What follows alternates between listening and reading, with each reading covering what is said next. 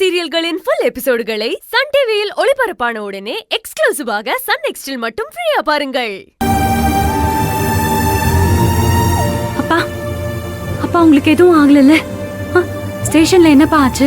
யாராவது ஹார்ஷா நடந்துட்டாங்களா? அருவி, அதெல்லாம் ஒண்ணும் இல்லம்மா. சாதாரணமா விசாரிக்கிற மாதிரி தான் விசாரிச்சாங்க. நான் நடந்த உண்மையெல்லாம் சொன்னேன், அவ்வளவுதான். அதுக்கப்புறம் லாயர் கோர்ட்ல ஜாமீன் வாங்கிட்டு வந்து என்ன வெளியில கூட்டிட்டு வந்தாரு. இப்ப நான் நல்லாதான் இருக்கேன், ஒன்னும் பிரச்சனை இல்ல. ரொம்ப தேங்க்ஸ் சார். இது ரொம்ப சாதாரண பிரச்சனை மேடம். கத்தி கையில கிழிச்சிருக்கு, அவ்வளவுதான். ஆனா அவங்க ஏதோ மர்டர் அட்டெம்ப்ட் மாதிரி பெருசா சீன் கிரியேட் பண்றாங்க. நீங்க கவலைப்படாதீங்க மேடம், இதெல்லாம் கோர்ட்ல பாத்துக்கலாம். சார் இந்த கேஸ்ல இருந்து வெளியில கொண்டு வர வேண்டியது என்னோட பொறுப்பு மேடம். சரி மேடம், நான் கிளம்புறேன். நான் உங்களுக்கு கால் பண்றேன் sir. Okay madam, thanks sir. வரேன். Thank you sir. வரேன் சார். தேங்க்ஸ் சார். என்னப்பா நாராயணமூர்த்தி விஷயத்துல பொறுமையா இருக்கணும்னு எங்களுக்கு நீங்க அட்வைஸ் பண்ணீங்க. நீங்களே ஏன்பா இப்படி உணர்ச்சி வசலாம் பட்டு அவன் வீட்டுக்கெல்லாம் போயிருக்கீங்க? யார்கிட்டயும் எதுவும் சொல்லாம நீங்க எதுக்காக அங்க போனீங்க அங்கிள்? என்னண்ணே, அவன் எப்படிப்பட்ட மோசக்காரன்னு உங்களுக்கே தெரியும்.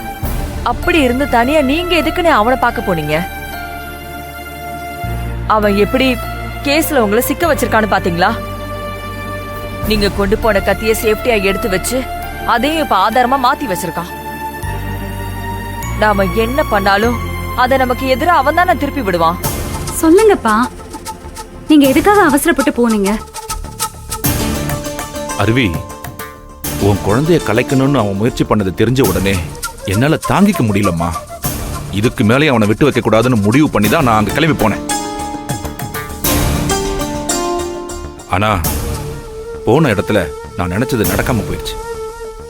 இல்லனா கண்டிப்பா நான் அவனை கொலை பண்ணிருப்பேன்.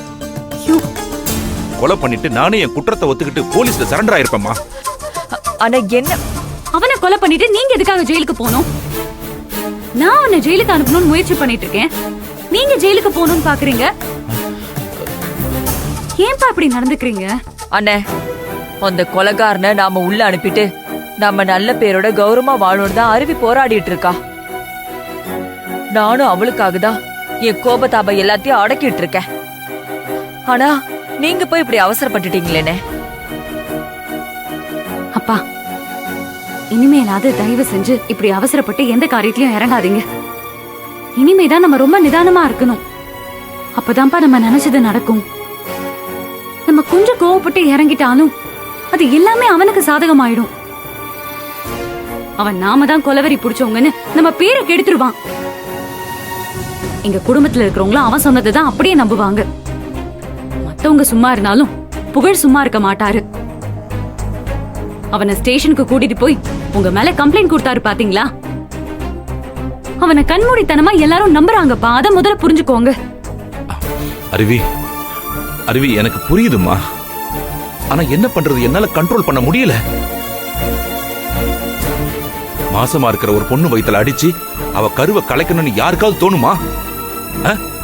அந்த கொடூரனுக்கு தோணி இருக்கு. எப்பேற்பட்ட கொடுமைக்காரன் அவன். கடவுள் எதுக்குமா அவனெல்லாம் உயிரோட வச்சிருக்காரு? அவன்லாம் இந்த உலகத்துல உயிரோடவே இருக்க கூடாதுமா. நிதானமா யோசிச்சுதான் நான் அவனை கொலை பண்ணணும்னு கிளம்பி போனேன். அண்ணே,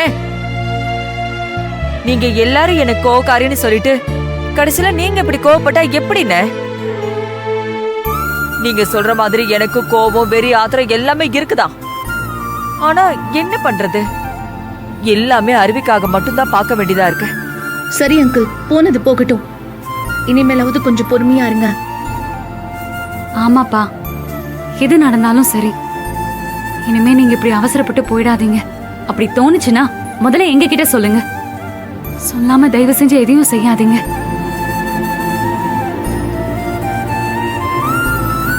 சரிம்மா, இனிமே நான் அவசரப்பட மாட்டேன். நாராயணமூர்த்தி ரொம்ப நாளைக்கு இப்படி எல்லாரையும் ஏமாத்திட்டு இருக்க முடியாது. காலம் இப்படியே போயிடாது. கடவுள் கண்டிப்பா நமக்கு ஒரு சரியான நேரத்தை கொடுப்பாரு. அந்த நேரத்தை நம்ம நல்லா பயன்படுத்திக்கணும்.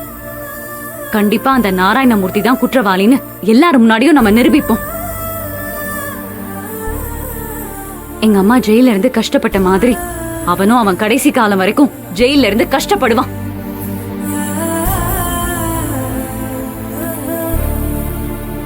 சரிப்பா, எனக்கு ஒரு முக்கியமான வேலை இருக்கு. நான் அதை முடிச்சிட்டு வந்துடுறேன். அருவி, இப்பதான் அண்ணன் வந்தாரு, அதுக்குள்ள நீ எங்க கிளம்பிட்ட? இங்க பாரு அருவி, தயவு செஞ்சு என்கிட்ட எதுவும் சொல்லாம நீ எதுவும் பண்ணிடாத. மா, அப்படிலாம் ஒண்ணும் இல்ல. என் வயித்துல உண்டான கருவை கலைச்சிட்டேன்னு நினைச்சு புகழ் கோவமா இருப்பாரு. நான் செய்யலன்னு அவருக்கு புரிய வைக்க போறேன். அதான் நம்ம எல்லாரும் சொல்லியும் புகழ் நம்ப மாட்டேங்கிறாரே. இப்ப நீ தனியா போய் அதை எப்படி புரிய வைக்க போற அருவி? இந்த பிரச்சனைக்கெல்லாம் காரணம் யாருன்னு தெரியல சைலஜா. ஆனா இந்த பிரச்சனை கண்டிப்பா ஹாஸ்பிட்டல்ல இருந்து தான் ஆரம்பிச்சிருக்கு. ஏன்னா நர்ஸ் தான் நான் கர்ப்பத்தை கலைச்சிட்டேன்னு சொன்னாங்கன்னு புகழ் சொன்னாரு. அதனால ஹாஸ்பிட்டலுக்கு போய் அதை விசாரிக்க போறேன். அவங்கள வச்சு புகழ்கிட்ட உண்மையை சொல்ல வைக்க போறேன். நீ சொல்றது சரியா வரும்னு எனக்கு தோணுது. சரி, நீ பத்திரமா பார்த்து போயிட்டு வா. சரிம்மா, நான் வரேன். வரேன்ப்பா, சரி. வரேன்.